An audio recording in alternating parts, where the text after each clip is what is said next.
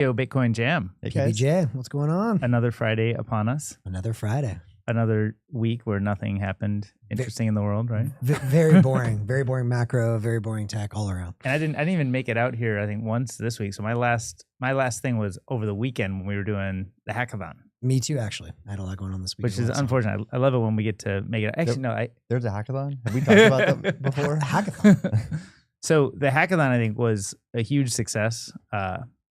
I think I thought it'd be fun to just talk about like some of the projects that actually won, because if people haven't seen the live stream of the hackathon, I think I've been trying to represent some of the hackathon ideas to people, and I think I'm like not representing it as best as I could. So I was going to say, what if we I could hear from each of you your best effort at endorsing one or two of the projects that you saw at the hackathon. Totally. Sure. And I would say before we even jump into the projects, I think it's maybe just like nice to set the stage a little bit. The hackathon itself, in my mind, was one of the most fun. I mean, I haven't gone to a ton of hackathons, but probably the most fun hackathon I've ever been to. It was just an incredible group. Like having, how many people do we have total? Like 40 or so, maybe 50 if you include all the sponsors and whatnot. Of like some of the like smartest, most interesting people, many of whom I knew from Nostr, but had never met, IRL. I had a tremendous number of interesting conversations with Steven from Block. Like, oh yeah, that was a highlight to me without even the project. Big highlight. But yeah, it was so awesome. It was like we were chatting, and all of a sudden it was like 11:30 on Friday night. Like, wait, where'd the last hour and a half go? We're supposed to leave anyway. So the whole vibe of the thing, I would say, was just a massive success and super fun. I can't wait for the next one. Yeah, I think we had about 30 builders. Yeah. 16 teams formed, and I'd say the people that showed up, they are high quality. Yeah, that's what I was happy with. Like it was an open invite. Anyone could apply. So we looked at each person's applications and picked the best ones. But you still don't know. I mean, there were maybe like 8 or 10 people we already knew ahead of time, but a lot of people were new to us. So that's exciting to see new faces. And they all belonged. So it was really, it was an exciting 24 hours. Which is tricky, I think. If you're coming from like traditional tech, you expect to see like the certain resume with the schools and the companies they worked at and all this stuff. And in Bitcoin, it's not like that, right? Like in Bitcoin, it's like, how do you know if this person's like crazy genius, proof of work, mad scientist, which is like very frequently the case, or like, I don't know, the opposite, off the rocker, kind of crazy, borderline crazy. But also, what's one thing? Line, right? What's one thing we've talked a lot about in this show the last few months? Diversification of risk, vibe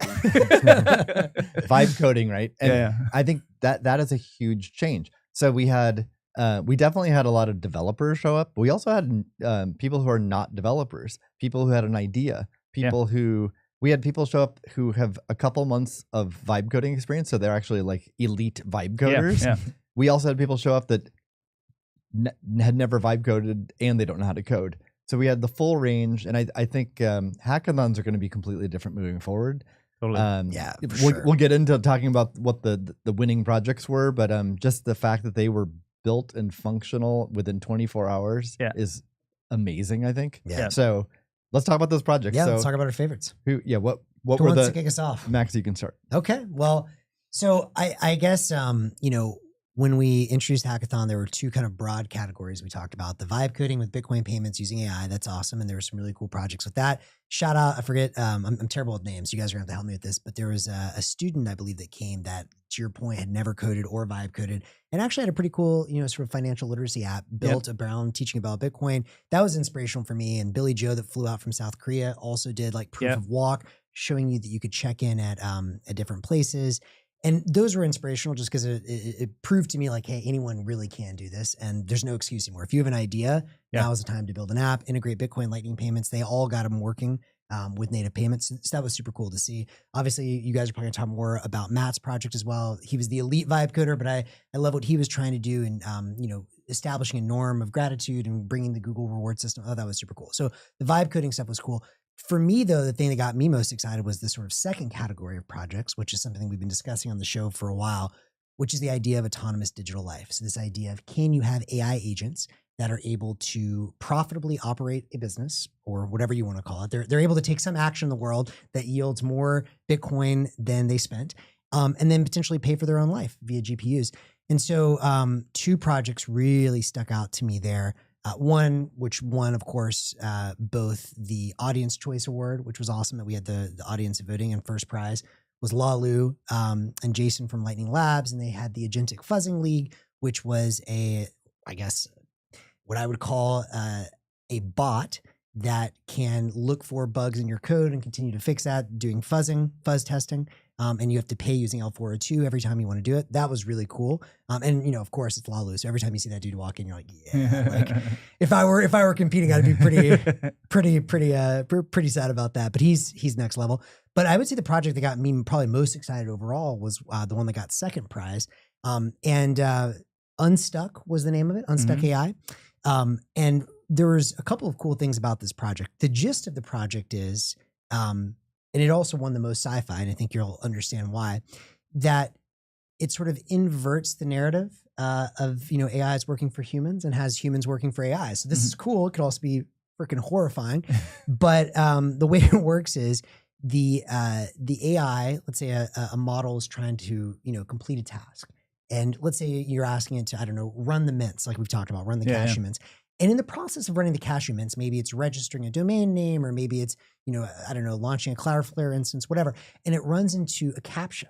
And that CAPTCHA says, prove to me you're not a bot. And of course, they've gotten good enough that the bot cannot prove it's not a bot.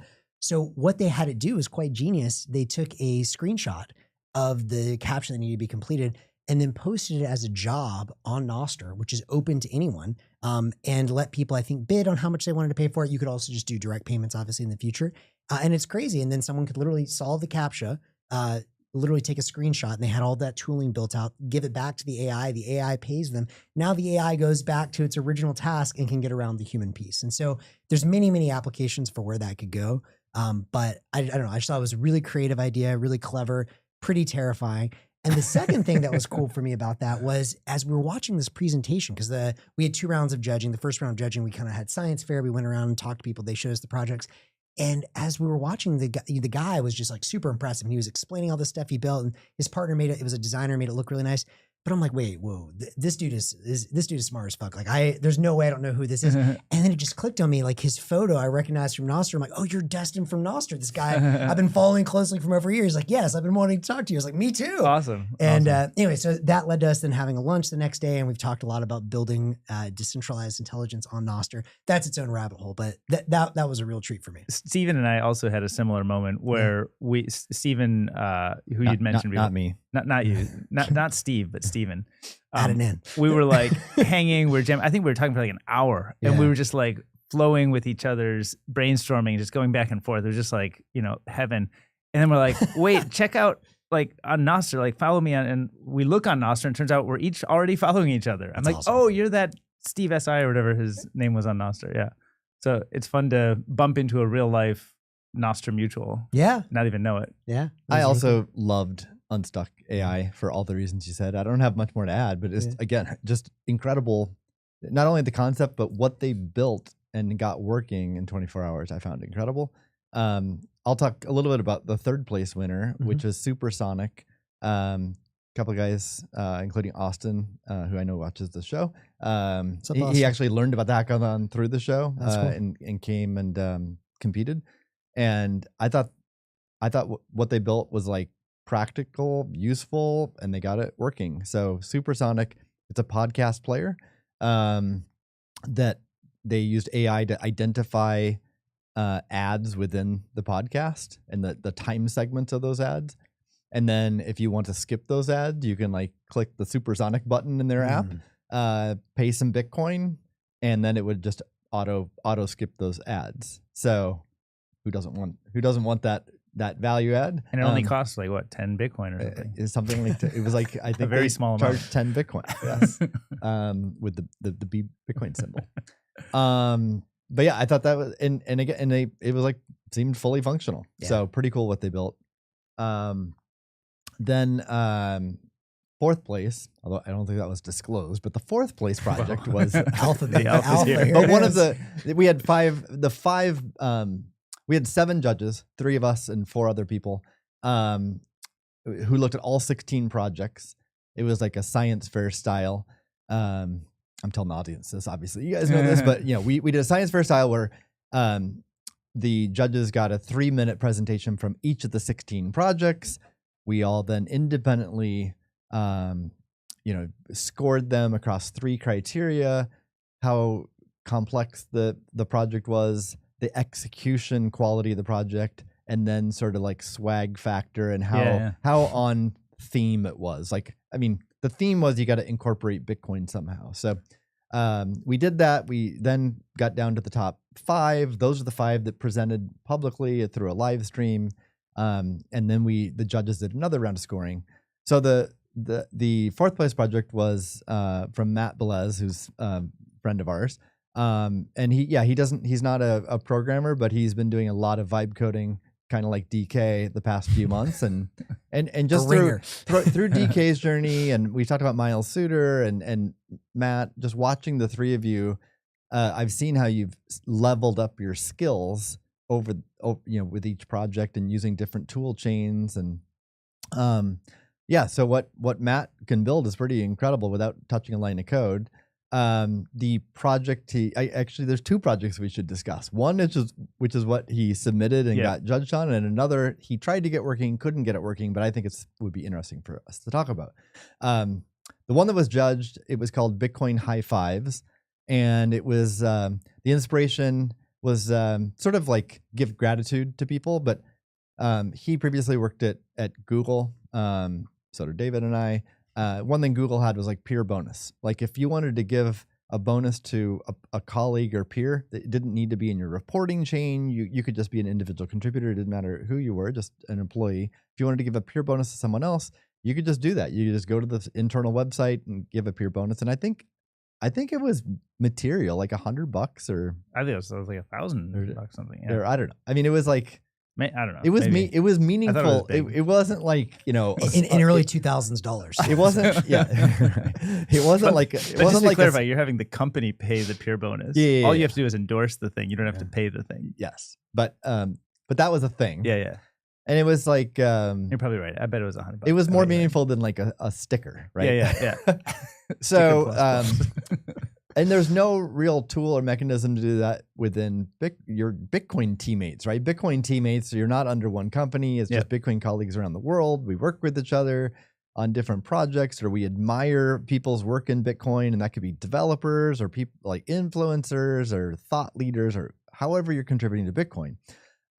So he built Bitcoin High Fives. I forget if it's singular or plural, but where you could very simply enter someone's like Nostr npub or identity, type a little message about why you're giving them a shout out and what you're appreciative of. And then I think it just hard coded that 21,000 Bitcoin is what you sent to them. Yeah. So, which is about $21 or today, right? I think it's like 22 or 23. Yeah, it might be $22 or $23 now, right? So more meaningful than like most the default Nostr clients are like 21 Bitcoin or 42 Bitcoin or something. So this was 1,000x more.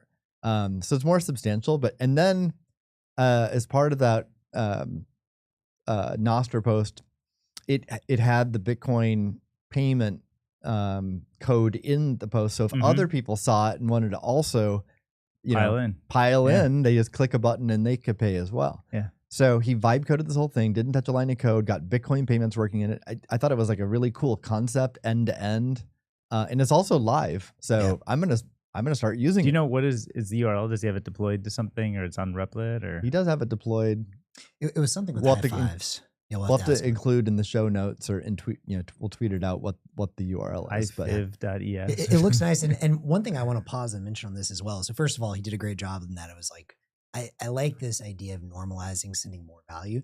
Something we'll talk more about with the Nostr network. Obviously, Nostr is actually I think this is very meaningful. Just crossed 5 million payments, which makes it, at least by payment volume, the largest economy for Bitcoin in the world. But most of those payments, that's 5 million unit payments, 5 million unique payments. So zaps, basically. Yeah. And that's cool, but most of those payments are like, very small, like 21 Bitcoin or 42 Bitcoin.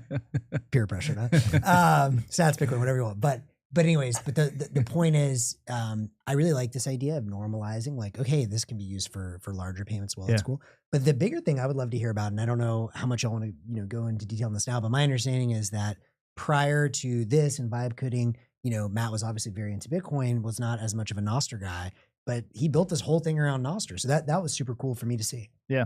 Well, I mean, and to be more explicit, he's been pretty skeptical and a critic of Nostr for 2 years now.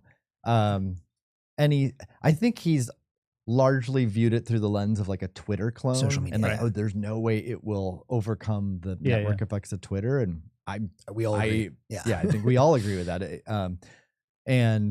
But now he looked at it through a developer lens. He really liked it as a developer. So he's still not, I don't think he's convinced yet of like what the consumer success looks like, but at least, you know, you got it one step at a time, right? He really got one over from the developer experience. That's cool. And I think all things actually in technology end up getting really good at one thing and then they expand into adjacents. And so I don't think, I would agree with his kind of critique of Nostr as a social media tool primarily. Like, I don't think it leads with that in a sense. It's like, it's fine for us as a water cooler, but I think as a developer tool, it's unmatched. I agree. Right? Nobody can censor. You can actually pull down like not Steve, but Steven's project pulled down every time somebody was talking about Bitcoin is this anonymous? Yeah, I'm not sure we want to be I don't know if he wants that to be known. Yeah, maybe not. Maybe a little too much alpha. He worked. Right.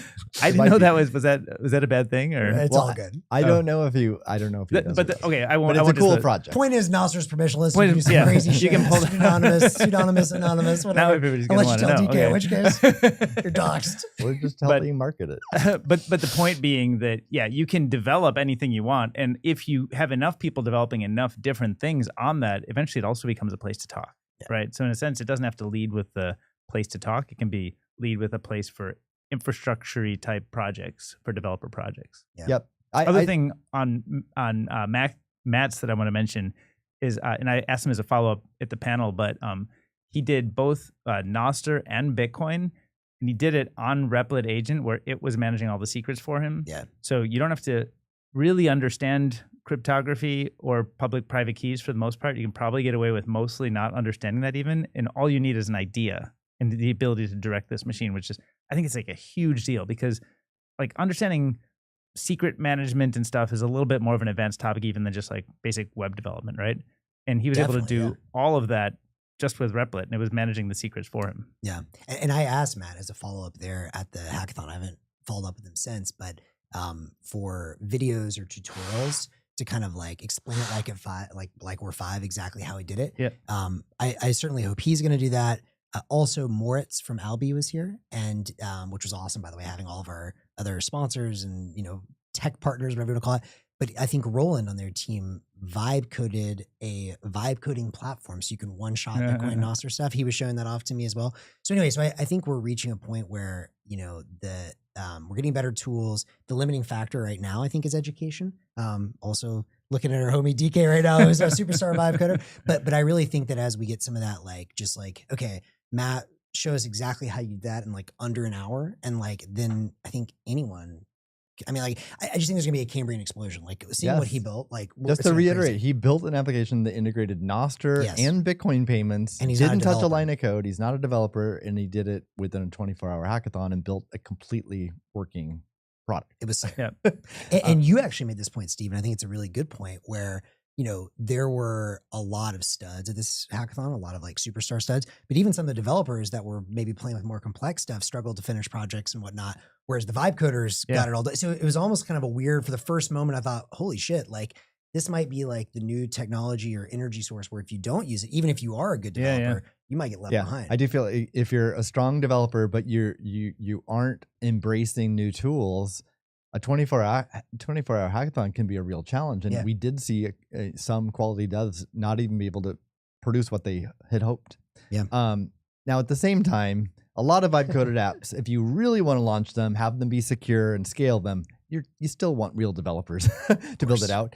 But there's no doubt being able to the agentic fuzzingly can also help you there. Being able to express your ideas in a much more powerful way is upon us now. Because if somebody expresses that idea and get just a little bit of traction, that'll attract like better people who want to actually like harden it in certain ways. So I think I think that's just like the natural state of the world is like the early things are messy and raw, but that's the sand you want to be digging in because you can play and find interesting things there, and then sort of you can professionalize it and productize it and polish it over time. And to be clear, I was sort of saying this tongue in cheek, but also not like, yes, like in this next, and there's always going to be a role, I think, for humans, at least the ideation phase. In the short term, it may be some of the polish phase.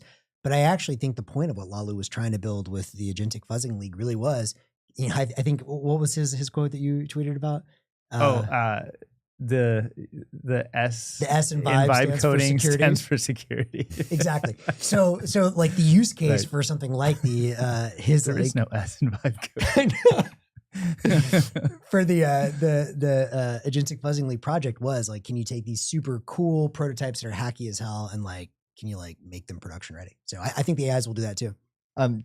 Just to wrap this up, a few shout outs. I want to give a shout out to Austin Krause, who plus 1,000. This hackathon wouldn't have happened without him. And none of us had organized a hackathon before, including Austin, but he led the charge. He was our leader of among like 10 volunteers. A lot of people came together to help. Yes. But he was our leader, did a great job, and you know, hundreds of details he got right. And it was really, I think both the sponsors, the partners, and all the participants had a great time. Also shout out to the sponsors too, Lightspark and Block, Fewsats, HRF, and Hivemind. Can't forget Hivemind. We're sponsors, and then also additional partners. Alby, like Moritz flew in from Europe to be here. We just had great and Lexi as well. Yeah.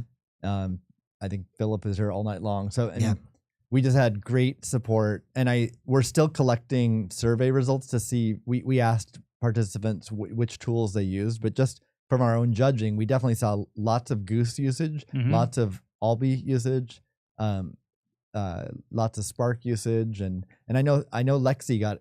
They told me that they got a lot of great feedback from developers. Oh, good. Yeah, I think it was no doubt what we suspected, which is like we've gone from it takes over a year for a developer to add Bitcoin payments to their app to like being able to do it in 24-hour hackathon. We proved that. Yeah, it's cool. We proved that. And then we also thought that these tool providers would learn a lot, and I think they did.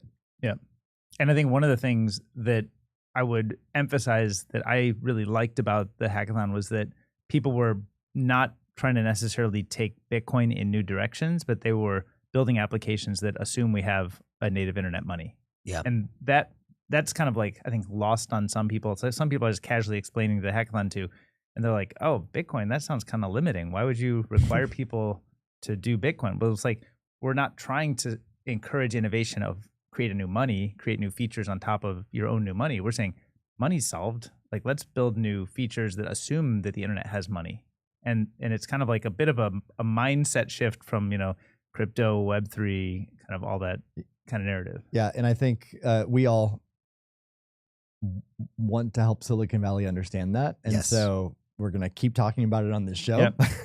We're going to keep talking about it and doing events here at Presidio Bitcoin on that theme. But I think this hackathon was a great initial proof point of that. And two last things to say on that. One is for more Silicon Valley people or whatever that are thinking about this, I think one way that I would also frame what you're saying is, nothing, this is, I guess, the Galt's law, I believe, or whatever, like hold on theory, however you want to say it, like nothing in the universe, like if you try and design everything from the ground up, and this is, I think, the mistake a lot of the crypto people made, is it was too complex. We're going to shove everything, identity and payments and all this stuff from the top down. If you instead assume that you have lots of smaller pieces, each of which is independently working, and then you start lumping those together, that's how complexity emerges, and that's how you get beautiful new inventions. So we assume we already have the internet protocol stack. Amazing. Now we have value over internet protocol, Bitcoin. Now we have payments with Lightning and the things at the edge. Now we have identity with Nostr. And as you start to put these things together, confidential compute also, which reminds me, shout out to fifth place, which was Marks and Tony from Open Secret, who also, this one that was particularly exciting for me, had a project called Darwin, where they were trying to have two different AI bots fight each other for Bitcoin and sort of evolve naturally. Between them and Steven, who I won't dox his other project like DK here, but also has some really interesting concepts around, once you have all these different pieces I described, plus the confidential compute for secret storage. I think both of the Steven and the Open Secret guys are probably at the forefront of what evolution of digital life might look like, and that's very exciting too. Yeah, actually, the digital life kind of, as Steve called it, the spiel that you gave. It was a spiel. But it actually inspired a lot of people, because a lot of people kind of, it blew their minds. So if it kind of inspired them about what they wanted to work on at the hackathon. I think it was actually good in that it sort of delivered on that promise of like, imagine this future with us instead of just be rooted in reality of today. If I can play my role as a protopian preacher, if you haven't heard the good word of Satoshi. I just thought of something that we should let people know. Next week, we're doing a special edition of PBJ. Edition. Yep. So on the big stage, everyone who like anticipates a Friday noon show, you're not going to get that next week, and it's because live from Las Vegas, the three of us will be in Vegas for the Bitcoin conference, and on Wednesday at 11:45 a.m. Pacific time, we'll do a special 30-minute edition of PBJ at the Bitcoin conference news desk. So this is the live news desk that they always have different personalities on, and usually come on for like 5 to 7 minute segments. They were gracious enough to give us 30 minutes. We asked for 90, but 30 is like 6 times more than they give to others. So we're very appreciative of that. So we'll do a condensed version of PBJ. It'll be fun. It'll probably introduce this show to a lot more people. I think we're excited to do it. Yeah. And the other thing about Vegas is they have Steak and Shake in Vegas. So I'm going. Be making a pilgrimage. How am I not going to Steak and Shake? I actually, a friend of mine from Iowa, from long ago when I grew up, a childhood friend, texted me yesterday. He's not even a Bitcoiner, but he was at a Steak and Shake in Illinois. Ooh. And I told you we had him back there. And they had, so he does not follow Bitcoin stuff. So he just didn't even know that they were supporting Bitcoin. He went into Steak and Shake, and they had the terminal there, the point of sale that was marketing Bitcoin, took a picture and sent it to me because he knew I'd appreciate it. That's so awesome. It's just a little anecdote of someone who's not in the Bitcoin world, them seeing it in daily life. And that goes a long ways in that kind of normalizes it. A lot of people still don't really, Bitcoin is magical internet money, and it goes up and down a lot in the price, but is it just a digital rock? How do you use it? How do you get value out of it? And so, because most people, including us, you don't see it in your daily life. And so it's an interesting touch point in your daily life. I think for those of us on Nostr and Stacker News, we definitely see it in our daily life. But who would have thought? On Earth. Exactly. Physical world. After all of our talk about the digital use cases, all it took was a burger and fries. But there's one there, and we're on in the morning. So if you guys have time after the show, let's go. Let's do it. Everyone else is talking about 110K Bitcoin, and we just want to spend it. We're talking about a burger. Spend it before it gets any higher, please. Yes, please. It's burning a hole in DK's pocket. Spend and replace, right? That's the mantra. Right. This week, I know we didn't have this plan, but I was also thinking about Google I/O. Did you guys see? Did you guys watch any of the Google I/O stuff? I watched the one with not Demis much, and but Sergey. It looked like their film. Yeah, so I splurged to use the film because there's another AI filmmaking tool from like Hong Kong or Singapore, from a Singaporean company. I tried. This isn't Kling AI. I think it was something else. Okay. I tried that like a month ago. Yeah. I didn't try super hard, but like basic prompting didn't really get me very far. So then Google came out with Flow and VO3, is it called? Which their marketing of it just looked like mind blowing. Yeah. So I'm like, I want to try that out. So there's not a trial. So I had to pay $450. Seriously? What? No. Yeah. You got ripped. Well, It's $250. It's only $250 per month. Oh, but you just blew through so many of them? No. What You have exactly to are sign you up for making you have to commit to 3 months. Oh, okay. And I think it was, or maybe it was $150 per month. That's the discount. And then it's $250 or $300 after 3 months. Right. Okay, But got it. so you have to do like a $400 or 3 month $500 commitment. Yeah. Was it worth it? No. I feel. What did you try to do? I tried to create a film scene of someone rock climbing outdoors. Mm-hmm. I forget my exact prompt, but I gave it a lot of detail. Like, I wanted a lot of suspense and drama and some death-defying. Yeah. And then I tried that prompt, and then it came back with a very poor quality video. No. Oh, damn. Didn't add any audio. So then I prompted asking it to add like dramatic music or whatever, and everything that it didn't do what I wanted, I clarified, tried it again, and it was even worse. Then it showed indoor rock climbing. Oh, no. It literally looked like a video of me climbing indoors or something. I mean, it was just like so. Nobody wants to watch that. Well, it's not dramatic, suspenseful, or death-defying, except me like dangling upside down or something. But we just want to see Steve running from the police on his bike. Anyway, I'm sure I'm using it wrong. But it would be nice if they gave a guide, like, here's these incredible videos that we marketed. Here are the prompts that led to that as a guide. And maybe they have that. I couldn't find it. I would try prompting for that. Be like, hey, interview me to help me create a great VO3. Anthony and Mark suggested too. So I'll do. Yeah, I've only spent like 20 minutes on it or something, or not that much time. That's the next step. But I failed, or I failed, or it failed so far. Yeah.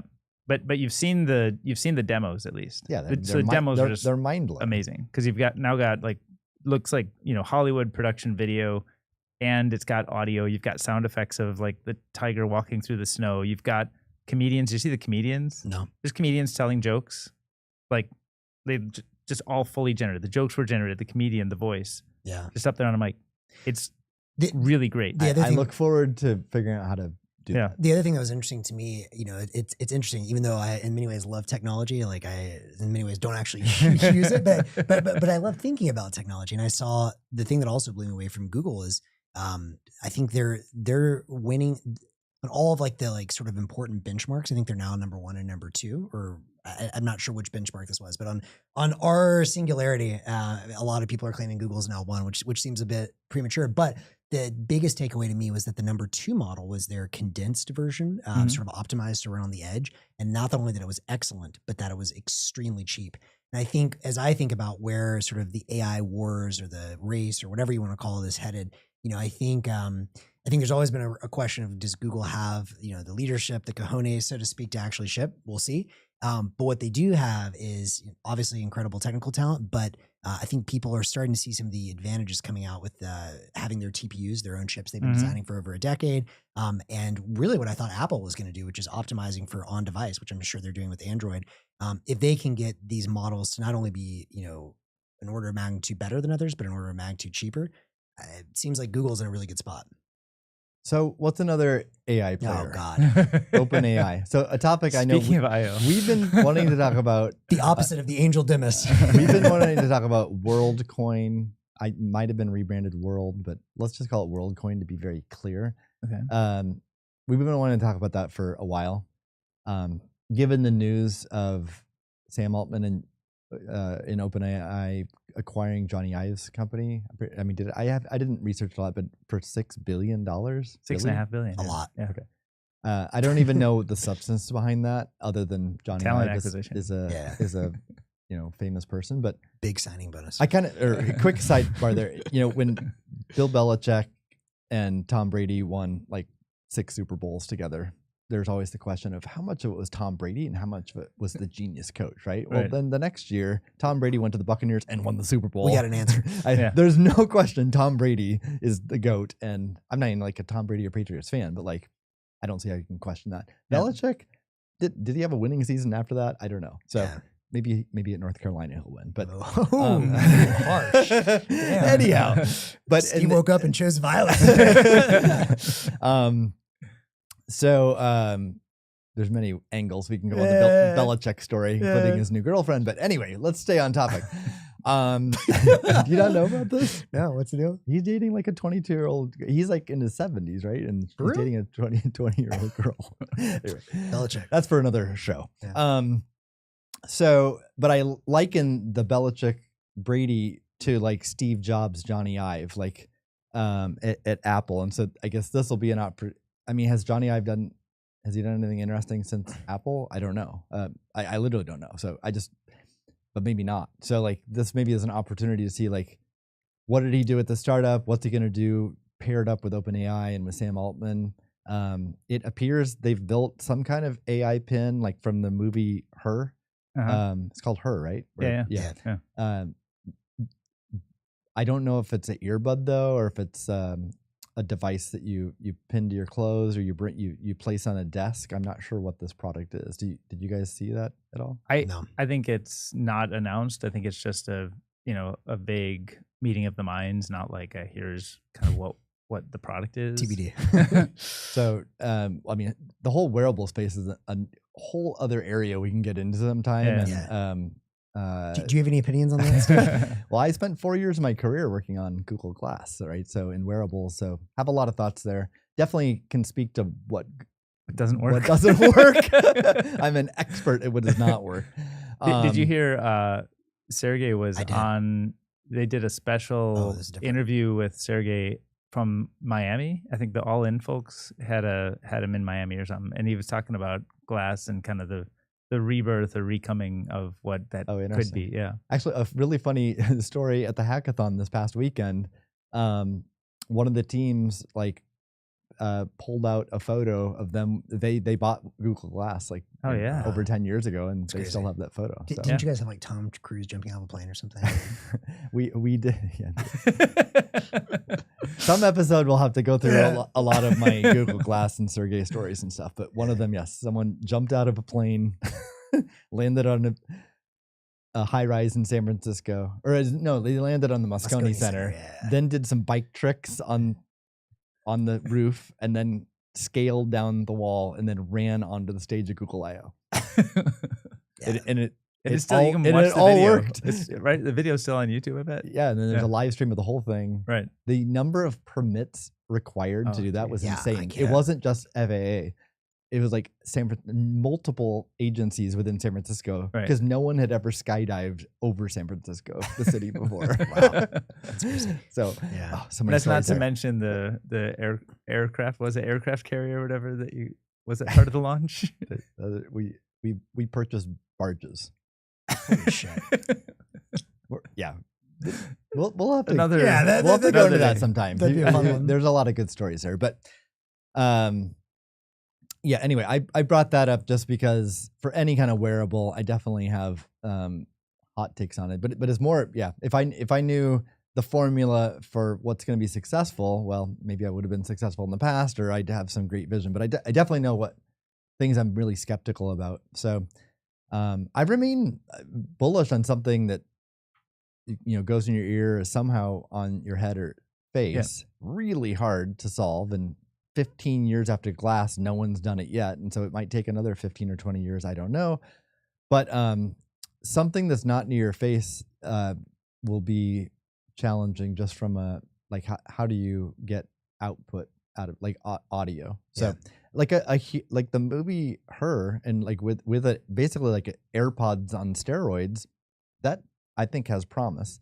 But an AI pin that like that Humane one, I was always skeptical about, because it's pinned here on your belt or whatever. Well, I thought actually, so I didn't listen to that one, but I listened to an interview with both Sergey and Dimas, who obviously is DeepMind and now I would argue is effectively the CEO of Google. I had a lot of takeaways from that interview. One is just man, I really like that guy. In the race for superhuman intelligence, I really hope he wins. It's easy to hope that he does. Oh man, you're just could one of the good guys actually win? That would be really awesome for the world. But, did you see the documentary drama? I did. It was phenomenal. And again, I don't know him, so maybe behind closed doors he's not, but whatever. But it seems like he's coming at this. He's not cultivating this aura of there's hey, no I'm weird. I'm here to let's talk about weird stuff. So, but before we get to the weird stuff, the important point he made that I thought was great on your wearable piece was his point. Sergey had a very similar reaction to you of this glass was horrible, this and that. But Dimas, his whole point was, in addition to the hardware getting better, something like glass, what it needs to work is the killer app, which is the assistant. His whole point was it will never work. Wearables will not work until you have basically superhuman intelligence that helps you 24/7. Once you have that, it will work. And I actually found that pretty compelling. Yes, the hardware, the form factor, all that needs to get figured out as well. But I think in order for me, at least, to even consider putting on some new hardware device, it would have to be a radical, hey, I'm talking with my assistant. that in real time is helping me navigate my life.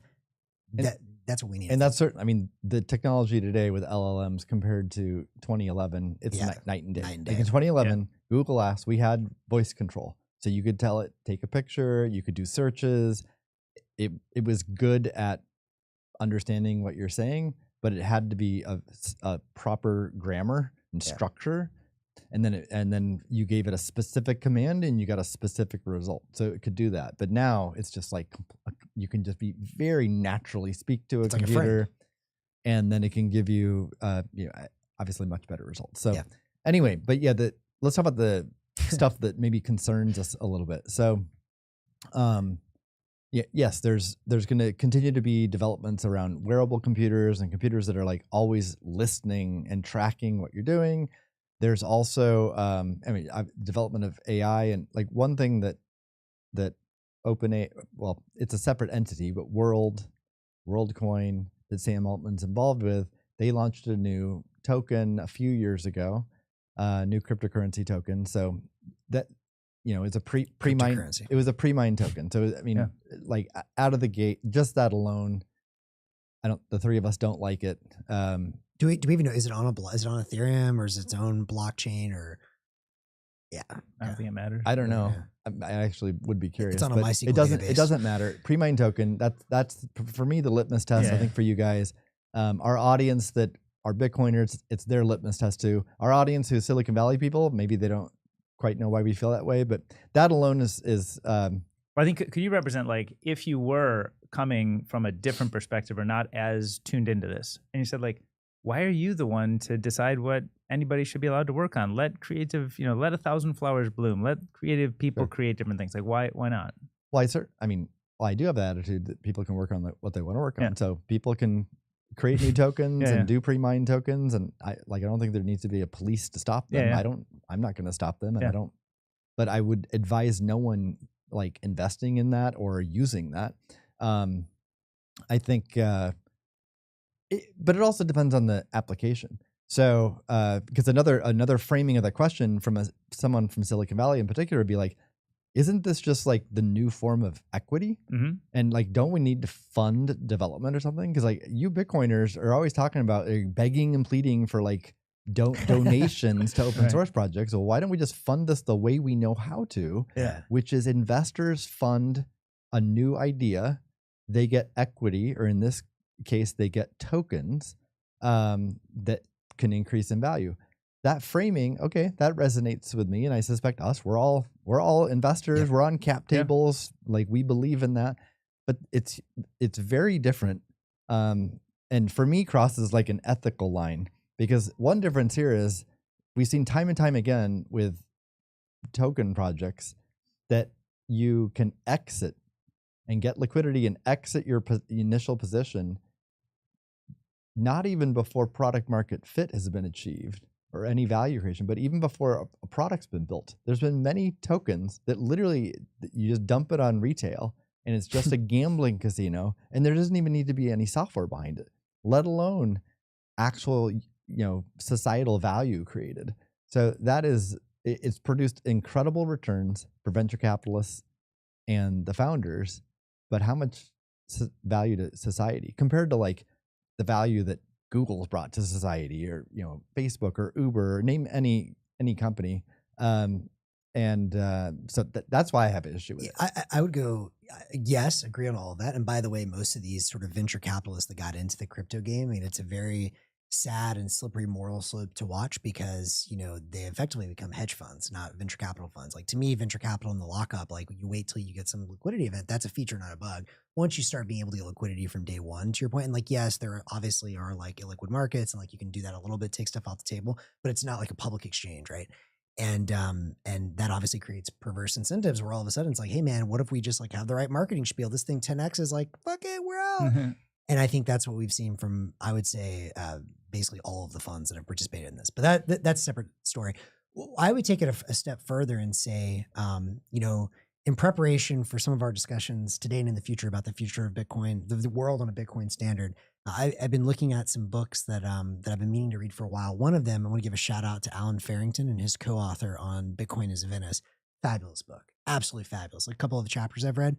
And one of the points that that Allen raises in that book, and actually Ben Ark raised in a conversation I had with him as well, is that as you think about, where we're headed with open protocols, the political economy of the world with open protocols like Bitcoin, Lightning Network, and Nostr, there are obviously a lot of the sort of like ANCAP, super pro free markets people. And like, I think all of us are pro free markets to a point. But there's also this point, where it's not just that, it's actually something brand new.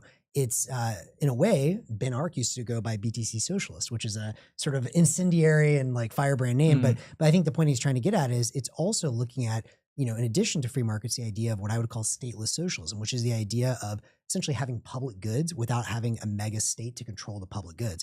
And so what I would argue that stuff like Bitcoin and Nostr are, I think Allen had a different name, which I forget the exact terminology he used, but to make it simple, something closer to a public good, right? And so I would argue the internet is something like a public good and will increasingly hopefully be funded with Bitcoin incentives. Bitcoin, I would argue, the network itself, the security of that network, the hard cap and the limit, not the individual UTXOs, that's private property, but the network itself is a public good. I would say argue the same with Nostr. And I think the argument that people like Allen and Ben and myself, frankly, in the past have made is that if free markets are beautiful when competition is allowed to thrive, but not eat the entire system and capture it. If anything gets too big to capture the entire system and the commons essentially is overrun, then the system stops working. I would argue that's what we have in today's modern world. Like the books like Bitcoin as Venice are very deep. And I would encourage anyone that's really intellectually curious about why Bitcoiners are so, I guess, sort of like morally sort of fired up about Bitcoin, like read that. I mean, it kind of, to put it simply, if you think about what's happened since 1971, WTF happened in 1971.com shout out, or even the financial crisis, right? Like when our current system is called capitalism or free markets, but it's not, it's really socialism, but it's socialism for the very, very politically connected or wealthy, the wealthy that are wealthy through political connection. And by that, what I mean is the mantra is privatize the gains, socialize the losses. So if I'm a bank and I write a whole bunch of risky loans, like happened in 2008, 2009, great. I'm making it rain. The executives get paid. The shareholders get paid. It's fucking awesome. Oh shit, those loans we wrote were actually really bad. Who would have thought the stripper in Miami maybe shouldn't be buying 5 houses with $100,000 or $50,000 a year in tips or whatever. Now what? Well, we're all too big to fail. We're gonna get bailed out. Well, when we get bailed out and the money gets printed, who ends up holding the bag? Grandmas, normal people, the tax holder or the taxpayer, same people that are getting dumped on by the crypto VCs as well. And so anyways, there's a much longer sort of moral and philosophical discussion around this. But what I increasingly see things like Bitcoin and Nostr as are these public goods where private enterprise and free markets can thrive. But as Ben explained in our podcast that we did a year or two ago, if they get too big and try and like completely capture the whole system, it's going to be like just what happened in the block size wars or whatever. Bitcoin is going to come and, as Ben says, give you the invisible bitch slap from Adam Smith. And so anyways, I think that's a longer discussion, but I think this idea that you need public goods that are not governed by the state, but that are governed by code, by consensus, by, the community itself are very valuable. And money is one of those. And it's different than equity. So with Worldcoin, one concern is pre-mined token, but another is biometrics is a privacy concern. And the idea, my understanding, the idea behind Worldcoin is to like become a member. Basically, you have to have your eyeball scanned by an official orb, Worldcoin orb. Yeah. And then an incentive to do that is that you get a airdrop of Worldcoin tokens. Right. So you get paid to scan your eyeball. I also believe they have like Worldcoin orb like advocates or champions who go around and they get paid even more airdrop Worldcoin to convince other people to scan their eyeball. So they have like an army of orb people around the world, and they've gone to countries like in Africa and Asia and all over the world. And I believe they're in San Francisco now trying to get, scan people's eyeballs. I think they've explained a design where they try to retain privacy, but I don't know. I haven't like scrutinized it, and I don't know. My instincts are that Apple does a lot better job than probably this startup at having a very secure private system. But Apple has a lot to lose in brand and reputation. Yeah. So that concerns me. But I mean, but what are they trying to do? I mean, they're trying. The problem they're trying to solve is that how to prove your identity that you're a human and not an AI. And so by scanning your eyeball, they use that information to tie that to an identity that you can then use within OpenAI and I guess the internet to prove that, this is you, David King, and not a bot. Why does it matter though? Yeah. I think the question of like, is it a human or not, like sounds good on the surface. Like, yeah, I want to know that I'm interacting with the humans. But like, if many of the people that you're interacting with on the internet are humans today, and in the future you end up mixing in a bunch of bots, but you never actually are going to meet these people, shake hands, etc. You're just like people you talk to and share information with or gather. Like, what is so special about it being a single unique individual human versus a bot or a group of 10 humans? Like, I think the opening question is almost like flawed. Yeah, I agree with that. And I think we should discuss It's attractive. Alternatives, but I think there's more to it than just that. I think the other thing they're going to try and do for sure is UBI with this. So in addition to just proving I'm a human for the internet, they're literally going to be like, okay, there's 8 billion humans or whatever, however many they can sign up in their ecosystem. You should use us in OpenAI's ecosystem because we give you a cut of whatever our revenue is or something like that. I think that's why they're doing it. But even the concept, though, of like we're going to mediate the distribution of this is still like a person has to decide, I'm scanning your orb. These are how many orbs we're scanning. This is how much the data is worth. This is how many coins we're going to issue. And they have to kind of keep adjusting that as the system grows. So it's not like a set of rules. Like the thing we love about Bitcoin is just a set of rules just goes, right? These are not a set of rules. These are like people deciding. So in a sense, we're sort of adopting a new politic. That's well, I mean, look at what's trying to happen here. Like, I think if you purely analyze this from an economic lens, it's not going to make as much sense. If you analyze this from, is someone trying to, I don't know, become the emperor of some form? Like, this would be a way to do it. Of Worldcoin, it's like of the world. Ambition is the world, right? So it's a very ambitious project and ambitious around power, I would say. Yeah. So I think there's no doubt that is not a world that anyone should want and will be very bad for humans. Yeah. So now it could certainly be the case that it just fails. It's just yet another like VC funded startup that goes nowhere and fails. I think that's the likely outcome. However, getting back to your question, David, I don't have a good answer either. I'm curious, and maybe someone listening can like comment to give us ideas about where does it matter about distinguishing between a human, like proof of a human versus AI.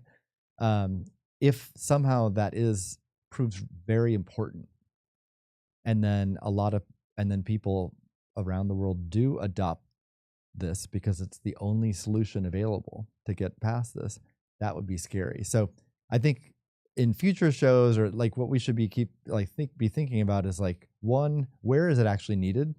And then if it is, like, what are alternative solutions that aren't as scary as having like a single person or company in charge of so much stuff? And I think the question of like, is this a human on the other end of this internet discussion or chat or whatever you want to use it for?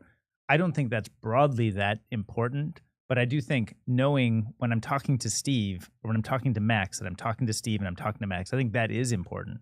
But I don't need reference that you're a human. I can validate that, verify that myself in the flesh here. And then I could use, we could use public private key cryptography to ensure that we're talking to the people. We already do this with Signal, right? Yep. So Signal, we can exchange information in person. It shows a specific code that is just between the two of us, that uses information from each of our phones to create a unique string, and we can look and compare, and then we know all future communication, as long as it's coming from that code, we know it's from each other. And to abstract this out a layer deeper, because this is something that we've talked about on our show before. I know we've talked about on Nostr News, and this is one of the reasons I'm so, and always have been so bullish on Nostr, is Nostr is just, it's a public private key identity system, similar to Signal, but you can use it anywhere on the web. And I would say it's less important. I agree. Like, I wouldn't frame it as, is this human or not? But what I would frame it as is authenticity, right? So to your point with these Google videos, and like, by the way, I mean, I'm increasingly to the point where it's like, it's time to kind of like retreat from the web probably for a year or so, because shit's going to get too crazy, right?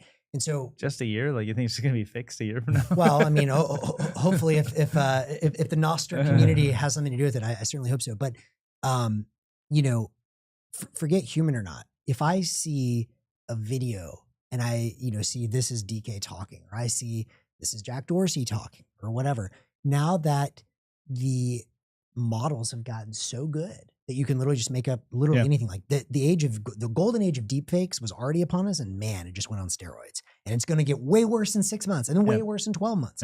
And so forget human or not, like what Worldcoin purports to be solving is a really real problem, which is I don't know what to believe on the internet anymore. There is no trust without an identity system.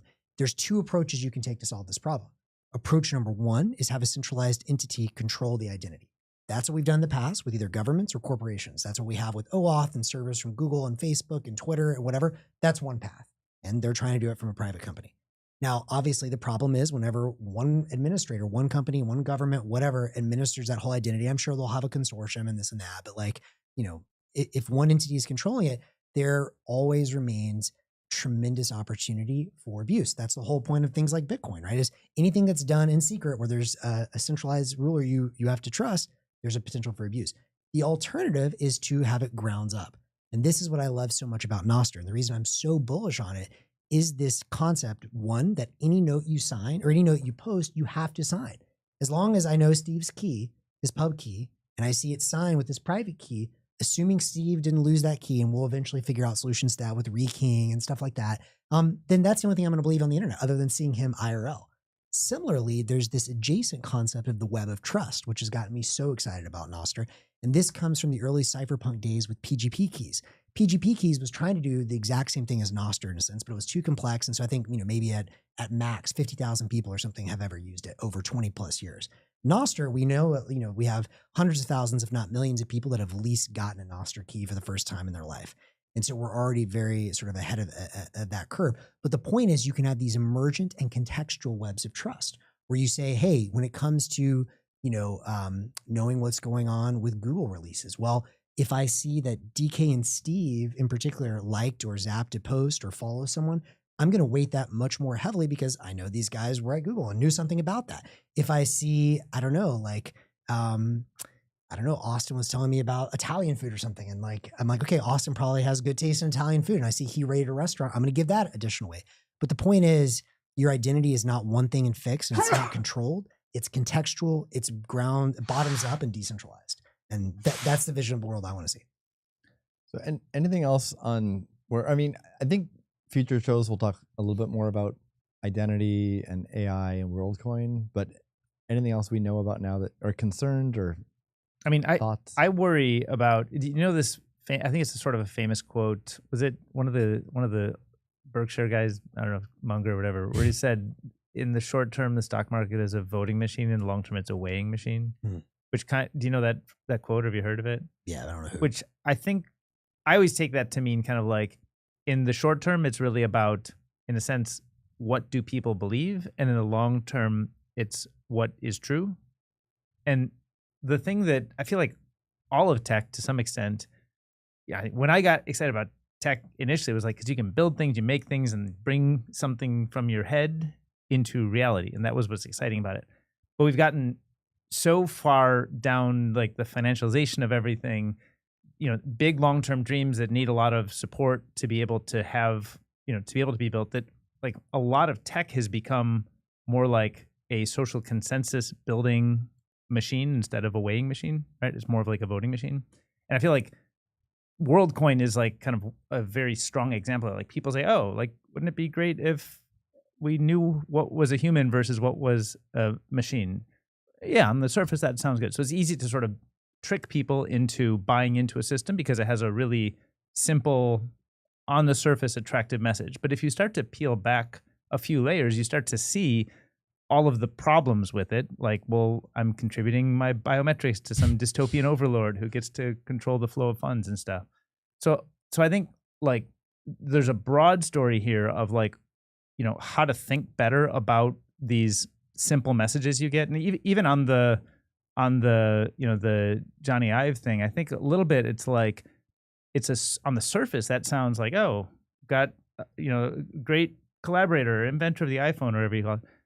But like the thing that makes the Apple system work has so little to do with that today. It's like the supply chain and the manufacturing and distribution and the capital and the trust and brand. The trust and brand. And actually, to bring it back to the Google Glass stuff, it's like having connectivity to your phone was a huge problem for Google Glass.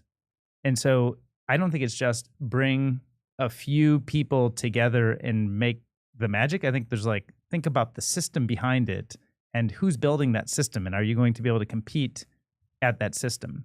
So sorry, I'm a little bit off on a few different topics here, but I think on the Worldcoin stuff, I'm concerned that it's a lot of very simple, attractive messages where when you get like one layer beyond it, you're like, whoa, this is just this is a pitfall of dystopia that we're going into.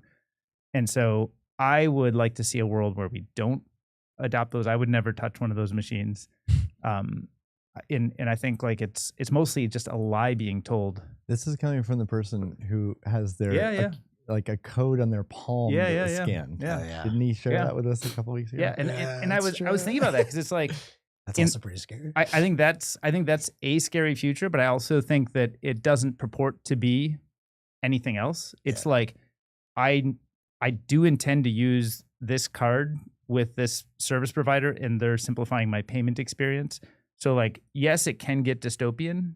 Did you need to buy a new cryptocurrency token in order to use this service? I didn't. Yeah. So that's I walked out of there with the food that I intended to eat, which I then ate. Like it worked. Like there was an exchange of value.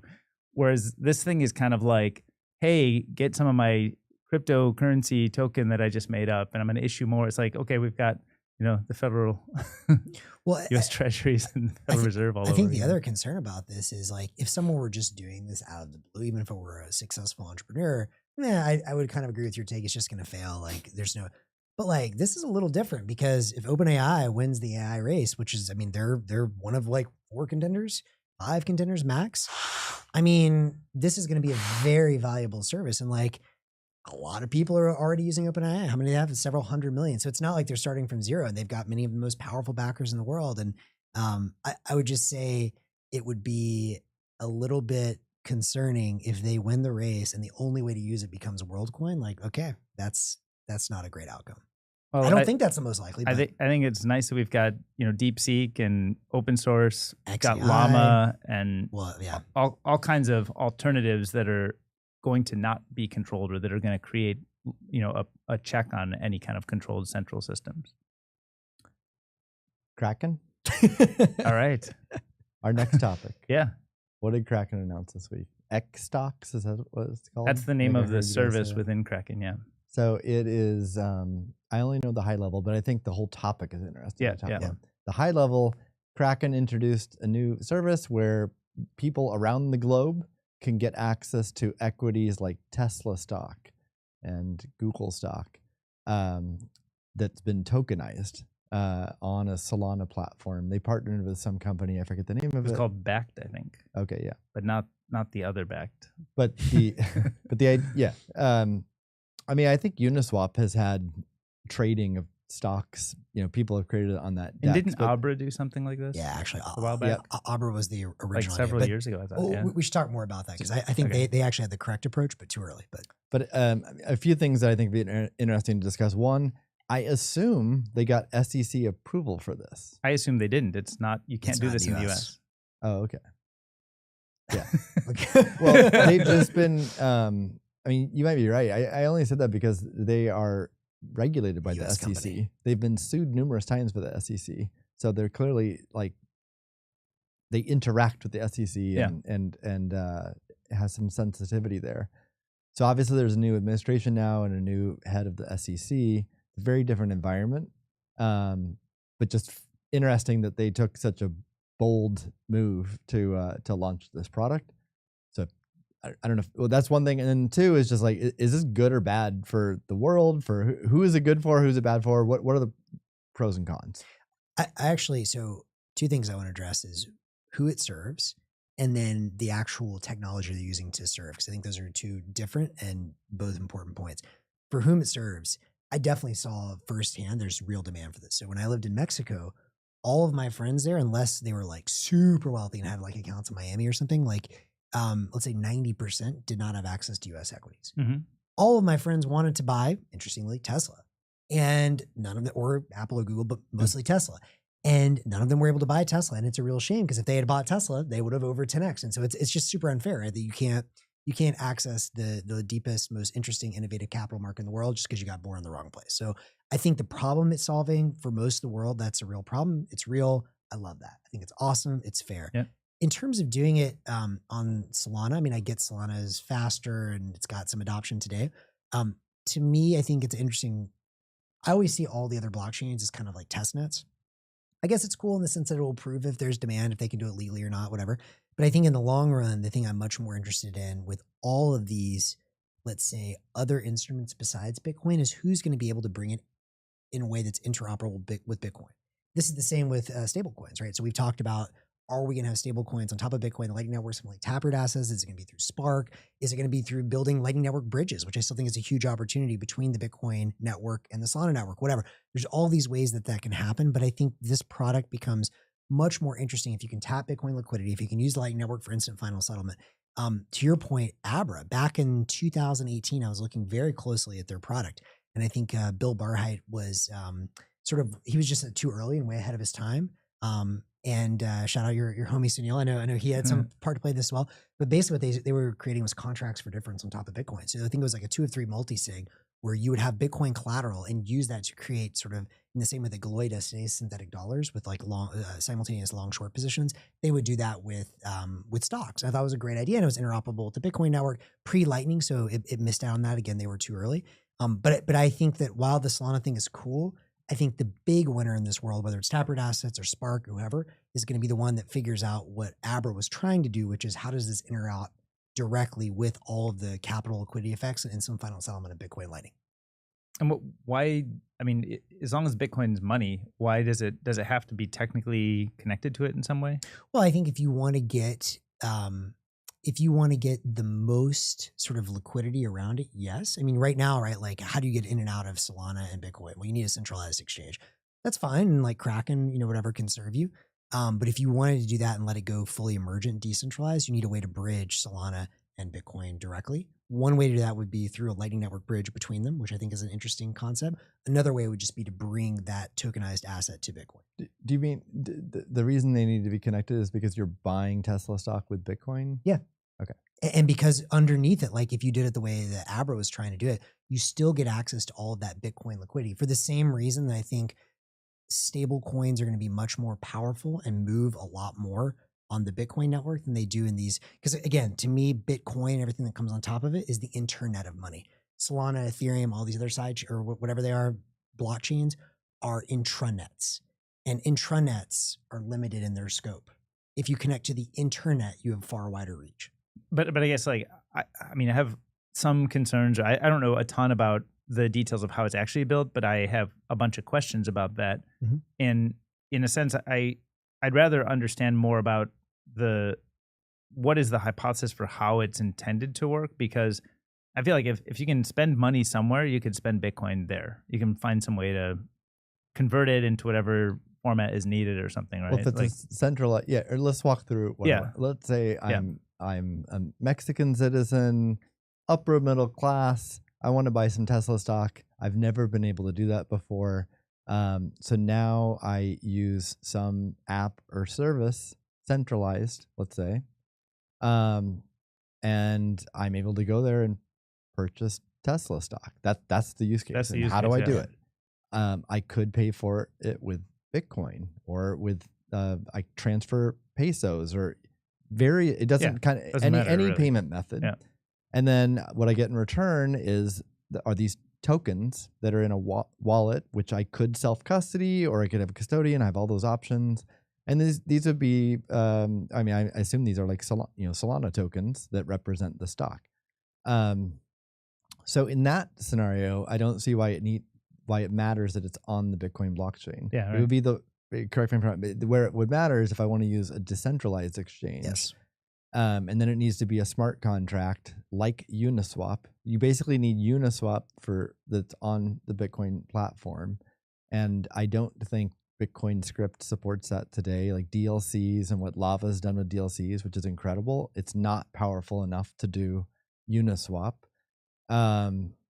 So, but then, so I also don't even see how Taproot Assets or Spark support that, meaning you can create the tokens on either of those platforms, but you still can't create a smart contract on Bitcoin that enables a DEX to trade those. It would be centralized. So, if it's centralized, I don't see why it matters that it's on Bitcoin platform, except a concern with Solana or you name any altcoin is just like, what's the longevity for that platform?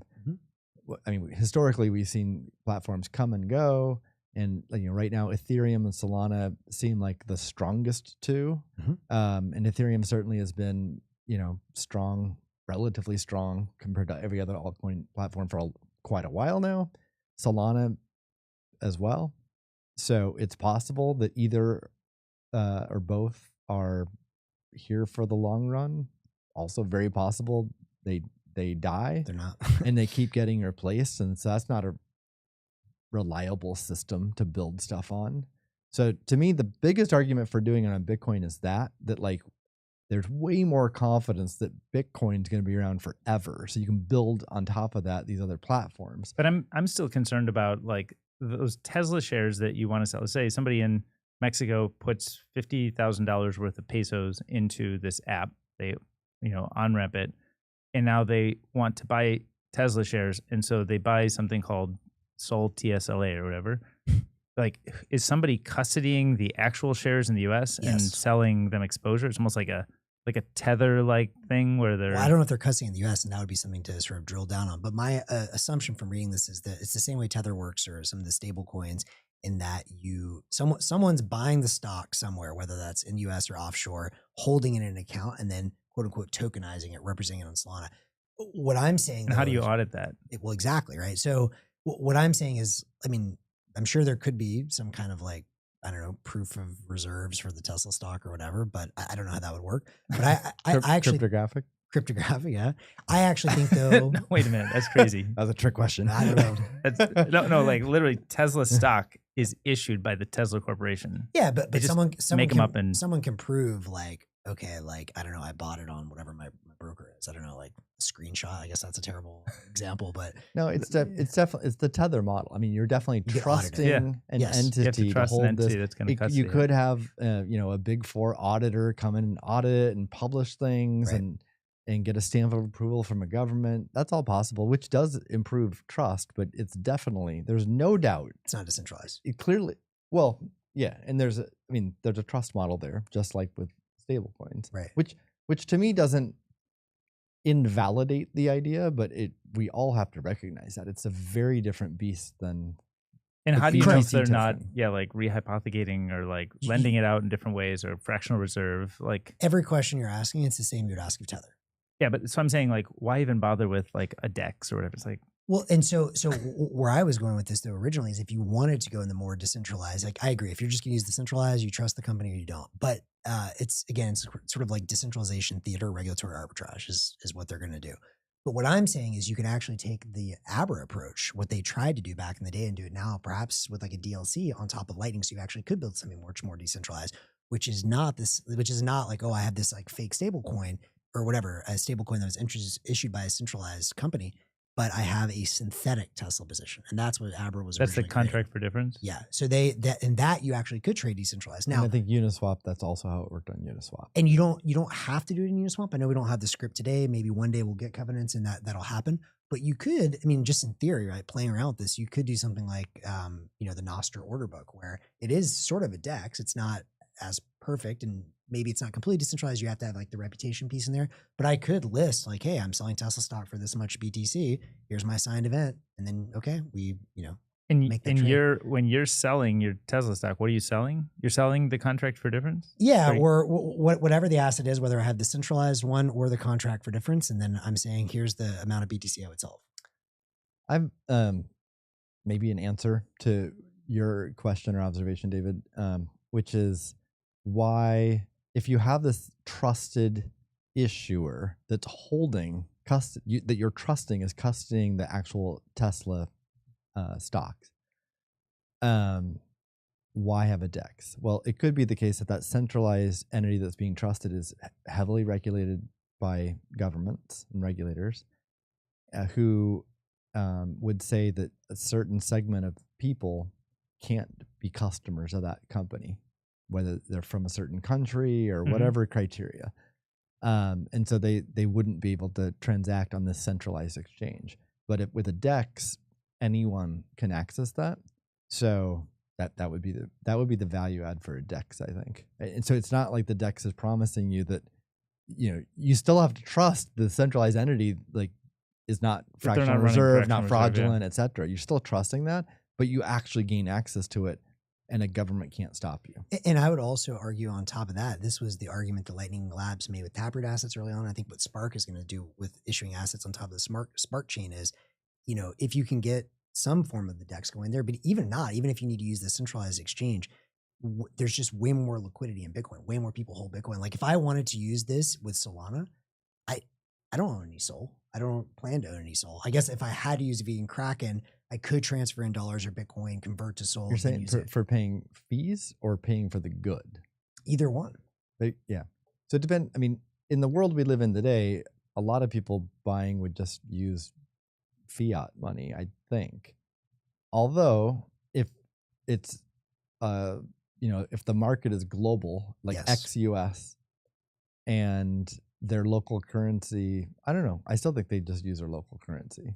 But but it seems like the platform should solve that, right? Like the fiat on-ramp. Imagine though in the future if local currencies come on the Bitcoin network too. This is the idea of Bitcoin as the bridge currency. Then all of a sudden, if you have pesos represented on top of the Lightning Network, then all of a sudden, basically my broader point is once it's connected to the internet, you can get a lot more money moving a lot more quickly. When it's trapped, and I would argue pesos, even in the old financial system, that's trapped.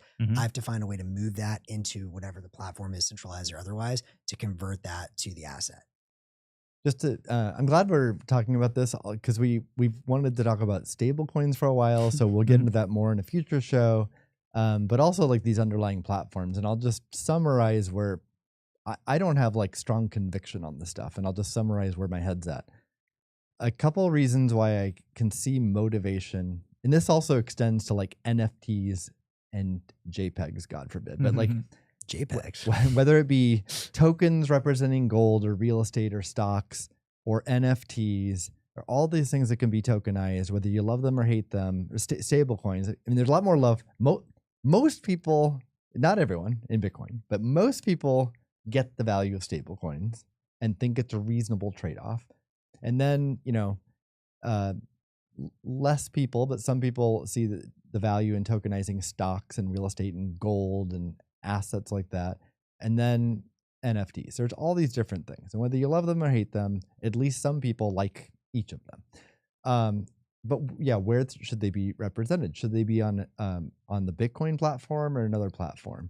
So the concern with another platform is like, will that platform survive? Because the way all these other platforms survive is that the underlying token, ETH or SOL or whatever, that it has value, because otherwise the network just stops, right? Yeah. So that gets into the question of like, is it money? Is it going to become money? And then it starts to compete with Bitcoin. That's why a lot of Bitcoiners are like, there's going to be one king and it's going to be Bitcoin. All these others are going to zero. And if they go to zero, the network will stop. So are these... And then another dynamic we observe is that new networks pop up all the time. So no one's just ever displaced the king, Bitcoin, but Solana is eating Ethereum's lunch right now, and there'll be other platforms in the future. So one big question is like, can we even rely on those platforms? But a sub question is, does it even matter? Because we already have, like, anytime you're issuing a token, you're trusting some kind of central issuer. So maybe that central issuer just moves to another platform when they need to. Yeah. We've observed this with Tether. Tether's been on Bitcoin and Ethereum and Tron and Sol, and now coming back to Bitcoin, right?